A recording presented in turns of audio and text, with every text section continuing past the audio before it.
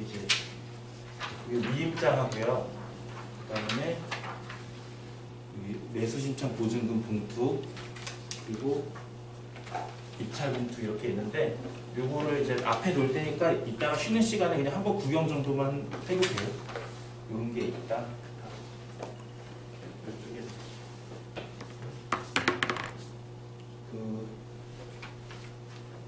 한 가지 이제 중요한 거는 위임해갖고 이제 뭐 배우자나 가족 관계에 있는 사람 위임해갖고 그 입찰서를 대신 작성하는 경우가 있거든요. 그럴 때는 반드시 이제 위임인단에 이제 위임인하고 여기 성명 적고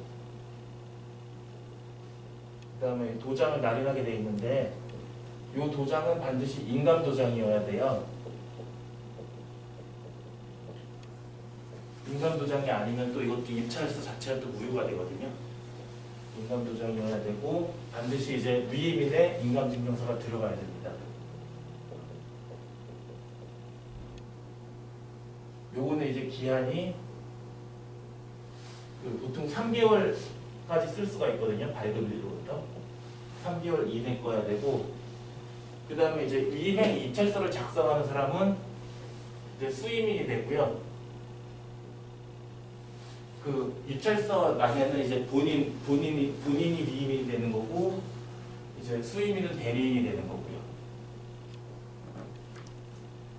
이렇게 이해하시면 되고 수임인은 신분증만 있으시면 돼요. 신분증하고 도장만 있으시면 돼요.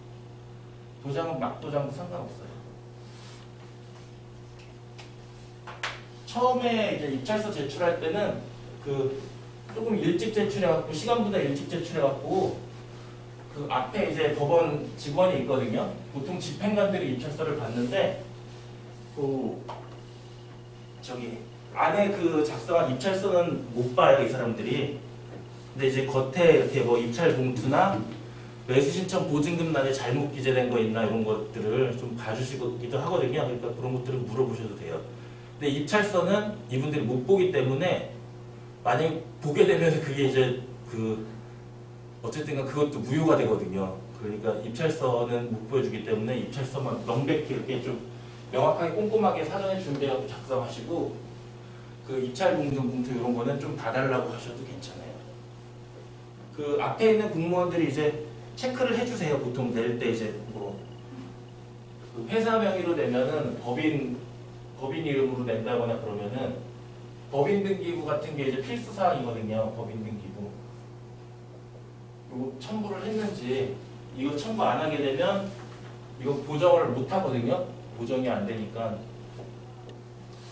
다 무효가 돼 버리니까 반드시 첨부했는지 확인하게 되고 개인 같은 경우에는 그냥 입찰서만 내면 돼요. 따로 별도 첨부 서명이 없어요. 입찰서만 내면 되고 이제 나중에 그 최고가 매수인을 부를 때 호명할 때 매수인 호명 시 이때 반드시 신분증을 가지고 출석해야 됩니다.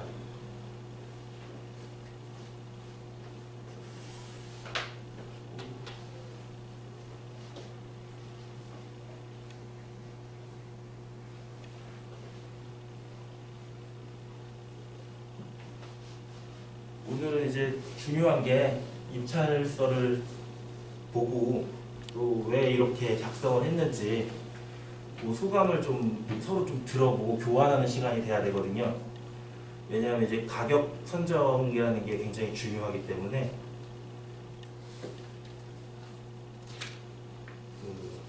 본인들이 다 생각한 가격이 아직 이제 공부가 미진한 상태에서 많이 다를 수가 있지만 현 관점에서 틀리다고 얘기할 수도 있지만 그래도 자기의 생각을 좀 교환해 보는 게 중요할 것 같아요.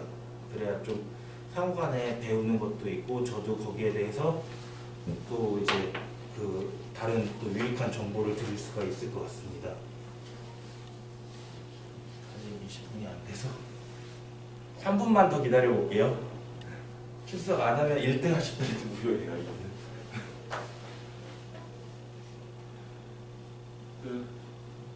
입찰 행위와 관련해서 최후에 이 출석하는 게 굉장히 중요해요. 그래서 만약에 이제 법무사 사무실이나 변호사 사무실에 입찰 대리를 맡기면 입찰 대리 위임할 때 뭐 간단하게 입찰서 제출하는 게 뭐 수임료가 왜 이렇게 비싸냐 이렇게 얘기할 수도 있는데 약 한 두세 시간 정도의 시간을 법원에서 보내야 되거든요. 그것 때문에 이제 일당을 청구하는 개념이라고 보면 돼요. 시간당 일당. 뭐 변호사 사무실 같은 경우에는 이제 입찰 대리를 맡기게 되면 뭐 한 50만 원에서 100만 원 정도 받는 데도 있고요. 사무실마다 좀 다르기는 한데 저희 같은 경우에는 그래도 다른 사무실보다 조금 싸게 받는 편이에요.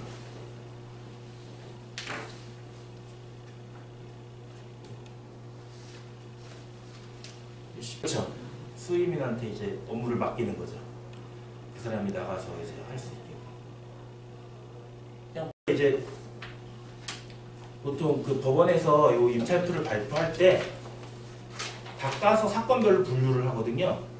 그리고 이거를 순서대로 제일 큰 금액을 제일 위에 놓고 제일 작은 금액을 마지막에 놓는데 최고가하고 지금 그 성함하고 금액만 불러드릴게요. 일단은 그 4억 9천만 원 입찰서를 제출하셨어요. 그리고 저희가 가이드에 보면 선물을 드리게 되어 있거든요. 어떤 사건 같은 경우에는 제일 적게 적은 거랑 제일 크게 적은 거랑 뭐 사건마다 좀 다르겠지만 1억 이상 차이 나는 경우는 굉장히 많거든요. 요 트리 케이스가 됐는데 지금 이제 거의 뭐 1억 차이가 나거든요. 최저가랑 최고가랑. 이게 이제 사람마다 생각하는 게 좀 다르고 실제 이제 말씀하신 것처럼 이제 실거주를 목표로 하시는 분들은 조금 높게 쓰고요. 이분들은 좀 높게 쓰고 이제 단순히 이제 수익이나 투자자적 관점이신 분들은 조금 이제 낮춰서 쓰시는 경향들이 있어요. 근데 이제 이것도 나중에 이제 뭐 고수가 되게 되면 조금 생각이 바뀌시는데 오히려 고수들은요 이제 실제 경매에서 이제 고수들은 실거주하시는 분들보다 더 위에 있으신 분들이 많거든요.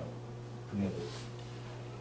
왜 그러냐면 자기가 이거를 이제 폐차를 하느니 떨어지느니 차라리 조금이라도 먹는 게 여지껏의 그 노력을 보상할 수 있는 방법이라고 생각하거든요. 그래서 만약에 이제 앞으로 향후에 어떤 그 기대 수익이 예상이 된다. 기대 수익이 있다. 그러면 요 기대 수익을 보고 입찰을 하시는 경우가 굉장히 많아요. 그러니까 현재 시세를 기준으로 이렇게 본다기보다 앞으로 자기가 계산하는 기대 수익을 가지고 입찰을 하시는 분들이 많기 때문에 그래서 최근에 이제 경매로 낙찰받는 것들이 계속 가격이 올라가고 있는 추세예요. 높은 가격에 낙찰이 돼요. 실제 이제 거래를 보면은 아파트 같은 경우에는 시세보다 높게 낙찰되는 경우들이 많고요. 사람들이 선호하는 그 주거 형태, 주거라 그랬어, 주택. 주택은 좀 감정가 대비해서 많이 떨어지지 않아요. 그래서 예를 들어서 뭐 감정평가 금액이 쉽게 얘기하면 1억 원이다. 현 시세가 1억 원이다. 이렇게 봤을 때 요 언저리에서 작성을 해요. 1억을 조금 넘어가는 경우도 있고 1억보다 조금 안 되는 경우도 있고 이런 식으로 해서 낙찰이 되고요. 그 다음에 이제 상업시설 같은 경우에는 상업시설이나 토지, 기타 시설 같은 경우에는 이게 감정가 1억 원, 시세도 같다라고 봤을 때 1억 원이라고 봤을 때 아예 이게 무시되는 형태가 나와요. 경매 입찰을 그 입찰 상태를 보게 되면 뭐 어떤 거는 뭐 진짜 뭐 20-30%에 낙찰돼 버리는 경우도 있고요. 뭐 또 어떤 거는 진짜 말도 안 되게 뭐 4% 가격, 5% 가격에 낙찰되는 것도 있어요. 경매를 보면. 그리고 또 어떤 거는 뭐 300%, 400% 이 정도 선에서 낙찰되는 것도 있고. 그래서 그 우리가 쉽게 접근할 수 있는 부분은 아무래도 이제 이게 딱 정형화되어 있다 보니까 초보자들은 이제 주택 쪽으로 많이 가게 돼요. 왜냐하면 어쨌든 낙찰을 받아야 뭐가 남고 그 다음에 할 일이 생기고 투자라는 게 이루어지기 때문에 이게 상업시설 토지가 사실상 어렵고 낙찰을 받았다가도 후회하시는 경우들도 많고. 근데 그 이제 또 장점적인 방면은 낙찰을 뭐 예를 들어서 진짜 뭐 아무 생각 없이 물론 분석을 했겠죠 나름대로 20-30%에 받았는데 실제 가치가 이제 뭐 100%가 넘거나 뭐 120%그 감정가의 120%에 해당하는 그런 실제 가치가 있음을 나중에 알게 되고 큰 수익을 누리는 경우도 많이 있어요. 그런 것들도 이제 좀 잘 보셔야 되고.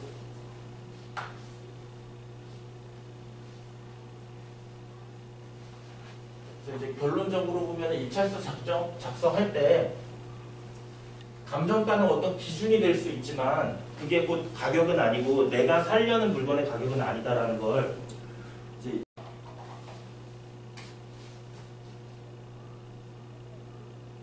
투자하실 때 그 이제 뭐 투자에서는 실패가 이제 다른 거는 없고 돈을 잃은 것과 손해가 발생한 거를 이제 보통 실패라고 그러잖아요. 근데 이제 여기에 대해서 그 법률스님이 얘기한 철학적인 부분에서 얘기하시는 거는 이제 투자 초기에 손해를 보게 되면은 이제 투자에 더 신중해지고 뭐 앞으로 향후 물건에 대해서 그 수익이 나더라도 계속 신중해지고 그 위험성을 계속 분석하려는 그런 결과가 발생하고 초기에 이익을 보게 되면 이제 더 과감해지고 그러다 보다 보니까 큰 손해를 한 번에 이렇게 몽땅 자기 전재산을 몽땅 잃는 경우가 생긴다고 그래요. 근데 이제 저 같은 경우도 처음에는 좀 손해를 많이 봤거든요. 저도 이제 투자를 하다 보니까 그 처음부터 잘 된 게 아니라 처음에 이제 그 법무사가 되기 전에 2007년도에 이제 결혼을 준비하면서 서울에 이제 빌라를 알아봤는데 빌라가 생각보다 싼 거예요. 그러니까 위치라는 거 이런 것들을 모를 때 그냥 주변에 이제 뭐 알아보니까 그 근처에 가까운데 뭐 한 1억 2천 정도 하는 거예요. 그때 당시에. 같은 평형이. 그런데 이쪽 빌라가 1억 1천만 원이래요. 그러니까 한 1천만 원 정도 싸다고 생각을 했었죠. 단순하게. 그 어떤 지리적인 요건이나 그 상황을 전혀 생각하지 못하고 그냥 주변에 있는 시세만 보고. 알고 보니까 나중에 이쪽 빌라는 이제 그 당시에 이제 뭐 어떤 길이 좀 나 있었고 좀 이렇게 지대도 완만했었고 여기는 좀 앞에도 급경사고 그 길도 좁았고 차가 올라갈 수는 있었지만 굉장히 좁았고 급경사였어요. 그리고 바로 뒤쪽이 이제 산이었었고 그러니까 사실 실제 시세가 한 8, 9천만 원 정도밖에 안 되는 거예요. 실제 시세가. 근데 저는 이제 이때 당시에 이걸 모르고 1억 1천만 원에 나온 거를 이제 깎아서 1억 450만 원에 계약을 한 거예요. 계약금을 1,000만 원을 걸고 너무 몰라갖고 이렇게 딱 계약을 하고 나니까 나중에 알아보니까 이제 시세가 도저히 뭐 복구할 수 없는 그런 시세가 돼버리는 거죠. 빌라가 이 시세 차이가 많이 나면 사실 나중에 오른다는 걸 장담하기 어렵거든요. 지금 현재도 그렇고. 그러다 보니까 이제 그때 당시에는 저한테 1,000만 원이라는 돈이 1,000만 원 갭이라는 돈이 너무나 큰 돈이었기 때문에 진짜 이걸 포기할 수밖에 없었어요. 계약을 포기하고 계약금을 1,000만 원을 뜯겼죠. 근데 요새 같은 경우에는 이거를 이제 중개사를 통해서 계약을 하면 중개사를 통해서 계약을 했었거든요. 근데 요새 같은 경우에 중개사들이 그냥 계약금 띄게 놔두진 않아요. 뭐 예를 들어서 뭐가 계약이 잘못됐다 그러면 자기네들도 혹시 책임 문제가 생길까봐 다 중간에서 다른 매수인을 구해준다거나 계약인 권리를 이렇게 양도할 수 있게끔 도와주거든요. 근데 이때 당시에 이 지역이 서울이었고 우리가 아는 중개사가 없었으니까 모르는 사람하고 거래를 했었거든요. 그러다 보니까 이 중개사도 애초에 우리를 그냥 사기의 대상으로 봤던 것 같아요. 그래서 이런 일이 계약과 관련된 문제가 생긴다고 하니까 어떤 도와주겠다는 이야기도 없이 그냥 계약금을 포기를 시켜버리더라고요. 결국에는 1,000만 원을 손해를 보고 그때부터는 이제 어떤 시세조사나 이런 거 얘기할 때 중개사 얘기를 아예 믿질 않게 됐거든요.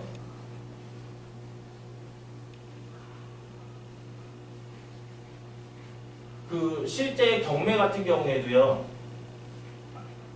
이런 얘기를 또 왜 드리냐면은 나중에 임장 가갖고 현장 조사를 할 때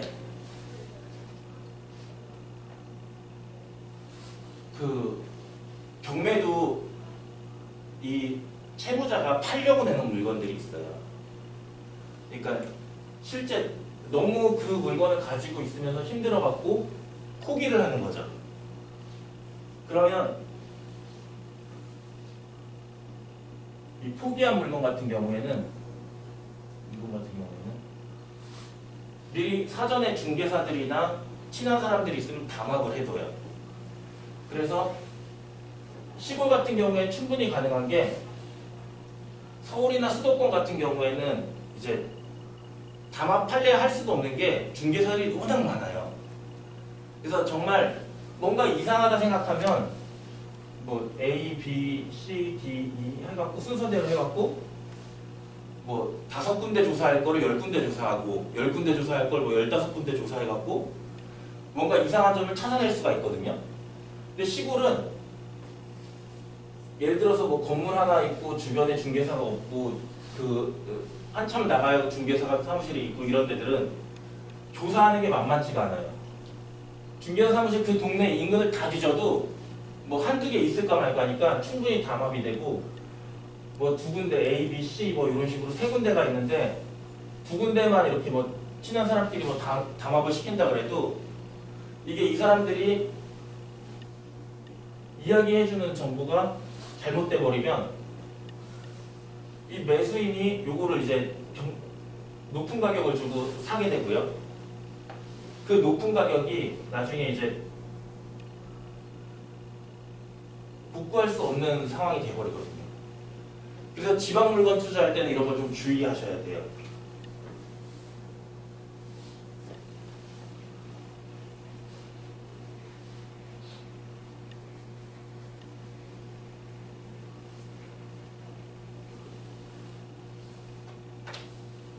부동산에서 어떤 가격에 대한 정보를 잘못 줬다 하더라도 가격 정보를 잘못 줬다 하더라도 이게 법률적으로 문제되는 게 아니거든요. 왜냐하면 이거 개인적인 판단이기 때문에 어디까지나 주관이고 또 이 정보를 우리가 어떤 대가를 주고 사는 게 아니거든요. 그냥 물어보는 거지. 그리고 물어보고 한 엉뚱한 이야기에 대해서 우리가 그냥 스스로 판단을 한 거거든요. 그러니까 이게 사기로도 볼 수도 없고 사기도 안 되고요. 아무것도 안 돼요. 법률적으로. 구제받을 수 있는 길이 아무것도 없어요. 이런 중개사들의 당합행위가 특히나 지방은. 가격 정보를 판단할 때 그래서 굉장히 주의해야 되고요. 그 지방 소도시나 아예 이제 한적한 곳 이런 데 물건들은 약간 그런 데 물건들을 취급하려면 그 자체적으로 이제 평가할 수 있는 능력이 좀 길러진 다음에 하셔야 돼요. 왜냐면 중개사들 정보도 정보지만 그 자기가 어느 정도 가격을 받아야 되겠다, 받을 수 있다라고 판단하고 덤벼들어야지 그냥 그 사람들이 하는 말 듣고 덤벼들었다가는 손해를 많이 봐요. 그래서 이제 초보자들이 주로 이제 시도하는 것들이 아파트들이고 아파트가 이제 가격 정보가 이렇게 딱 일정하게 있다 보니까 또 중개사들이 그거 이상 부르지도 못하거든요. 실제 이제 그 임자 현장에 가면은 상가나 빌라 뭐 이런 거 빌라 같은 것도 가격 공시가 안 되거든요. 그러니까 그런 것들은 좀 이렇게 덤탱이 쓰는 경우들도 많이 있어요. 모르는 지역에 가면. 감정가도 그 현재 시세는 아니라고 했잖아요. 그러니까 그런 부분들 항상 유념하시고 가격 조사를 하셔야 됩니다. 그리고 또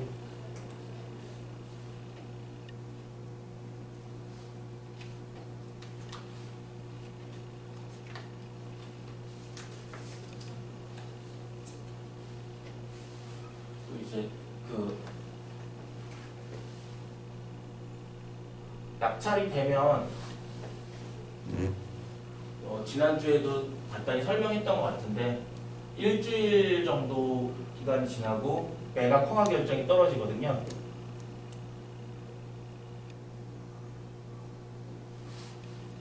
그 통상적으로 그리고 이 매각 허가 결정이 떨어지고 난 다음에 또 한 일주일 후에 대금 납부 기간이 주어져요.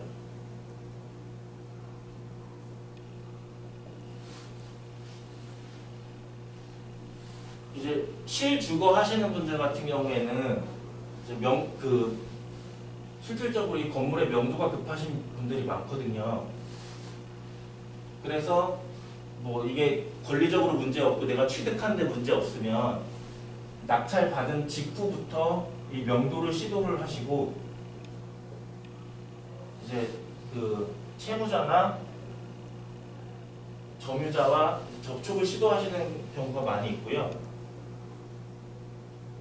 이때 접촉을 시도해야 되는 이유가 뭐냐면 일단은 대부분 그 경매하시는 분들이 임자가 갖고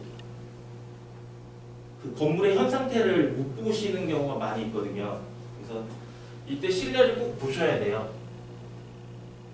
실내를 보셔야 되고 만약에 이제 내가 쓴 가격이 너무나 손해적인 가격이다. 이 가격 갖고는 도저히 안 될 것 같다, 복구가. 그러면 이때 뭐 경우에 따라서 매각 불허가 신청을 한다든가 실내나 뭐 이런 게 예상치 못한 손해나 하자가 있으면 매각 불허가 신청을 할 수가 있거든요. 매각 불허가 신청을 한다든가 아니면 추후에 뭐 매각 불허가 신청해서 안 된다 그러면 추후에 배당 이의소송을 하실 수가 있어요. 그 감정가 그러니까 현 상태에서 손실이 발생했기 때문에 요거를 이제 그 가격을 낮춰야 된다. 입찰 가격을 낮춰야 된다. 손해만큼 감액해야 된다라는 주장을 해서 배당 이의 소송으로 이제 그 손해를 보전 받으실 수 있습니다. 근데 만약에 요 기간이 도과하게 되면 배당 이의 행사 기간까지 도과하게 되면 대금 납부 기한이 지나고 그 다음에 배당 기일이 있는데 배당 이의 소송을 요 배당 기일에만 할 수 있거든요. 배당 기일에 이의한자만. 그러니까 만약에 요 기간이 지나가 버리면 현실적으로 방법이 없다고 보셔야 돼요. 손해 보전할 수 있는 방법이. 왜냐하면 채무자 같은 경우에는 무자력 상태잖아요.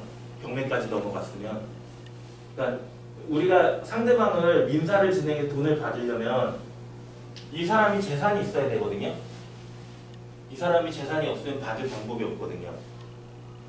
그러니까 요 경매에서 이 그 명도 합의를 이사 비용을 주고 끝내는 이유가 명도 합의라는 걸 하는 이유가 여기서 나오는 거예요. 다른 데서 나오는 게 아니라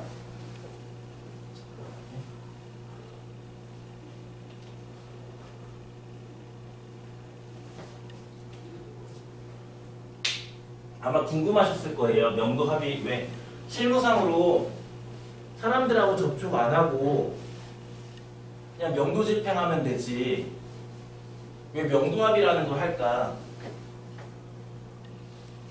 요런 점이 좀 궁금하셨을 수도 있을 것 같아요. 명도 합의를 하는 이유가 대부분 명도 집행한 다음에 그 명도 집행 비용을 채무자나 점유자한테 강제할 수가 있는데 저기 뭐야 이게 채무자가 무자력 상태면은 돈을 받아낼 방법이 없는 거예요. 법률적으로 뭐 이 사람이 특히나 그 이후에 개인회생을 한다든가 파산을 한다든가 이래버리면 한 푼도 못 받아요. 법률적으로 쓴 비용을. 그래서 차라리 법률적으로 쓰는 비용과 시간을 아끼고 돈을 그냥 일정 금액 우리가 손해를 보고 명도 합의를 한다 그러면 그 매수인 입장에서는 빨리 이제 물건을 가져올 수가 있고 사용할 수가 있고 채무자 입장에서는 그 이제 불안에서 좀 벗어나고 또 이사 비용이 충당이 되니까 그게 어느 정도 손해를 감안할 수 있는 방법이 되거든요. 그래서 명도 합의를 많이 하는 거고 물론 이제 명도 합의가 이루어지지 않거나 이야기가 안 통하시는 분들은 이제 어쩔 수 없이 강제 집행을 할 수밖에 없고 대략적으로 저희가 이제 25평형 아파트를 법무사한테 강제 집행을 위임해서 진행을 한다. 그랬을 때 비용이 얼마 될 것 같아요? 25평 아파트. 오늘 우리가 그 지난번에 입찰서 제출한 아파트 법무사한테 위임해서 진행한다. 요 강제 집행을 얼마 정도 들어갈 것 같아요?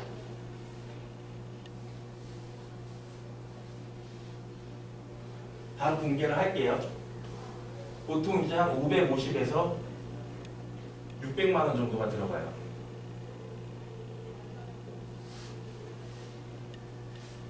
생각보다 많이 들어가죠. 근데 여기에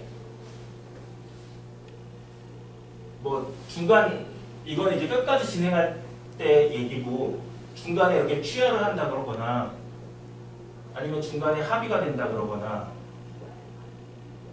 이렇게 되면 조금 비용은 달라질 수 있어요. 근데 이제 끝까지 진행할 때는 보통 이 정도 가격이 들어가고 그 명도가 끝났을 때 이 금액을 아까도 얘기했다시피 실질적으로 채무자한테 강제하는 게 어렵다. 왜냐하면 채무자가 거의 대부분 무자력 상태이기 때문에 재산이 없는 상태이기 때문에 청구하는 게 어려워요. 그래서 합의를 보는 거고 이거를 이제 개인적으로 진행하시는 분들은 법무사한테 위임이 아니라 개인적으로 진행하시는 분들은 이제 아무래도 법무사 보수만큼 비용이 빠지니까 그게 어느 정도 들어가냐 하면은 보통 350에서 600 정도가 들어가요. 아니 350에서 400 정도가 들어가요.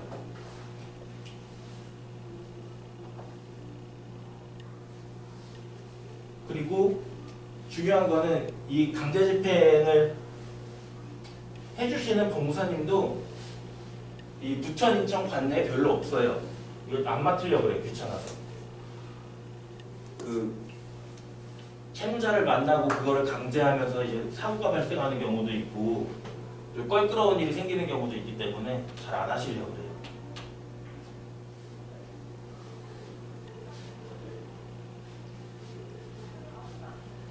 그러니까 요 강제 집행 진행 비용을 전부 다 주고 이제 뭐 명도 합의를 한다 그러면 의미가 없겠죠. 보통 그래서 보통 이제 뭐 아파트 같은 경우에는 200만 원에서 300만 원 사이에서 그냥 명도 합의를 해요. 저는 저 같은 경우에는 이제 그 김포 아파트 받았을 때 채무자가 이제 300만 원 얘기하길래 그냥 50만 원 깎고 바로 합의했어요. 그냥 뭐 예상했던 금액 법이 내다 그러면 그냥 빨리 합의해갖고 서로 그냥 좋은 게 좋은 거라고 생각하고 끝냈거든요. 이렇게 하시면 좋을 것 같고요. 그리고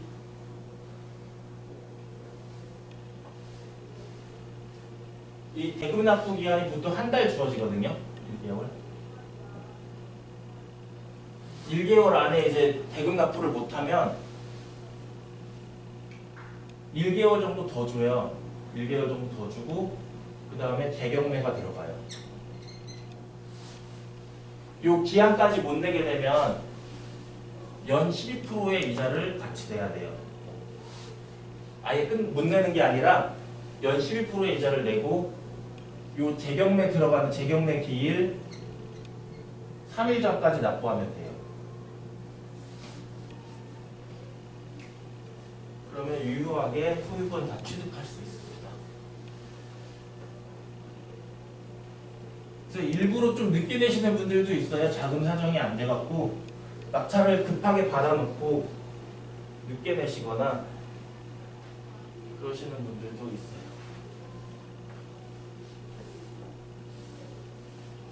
이때 전에 말씀드렸는지 모르겠는데 대부분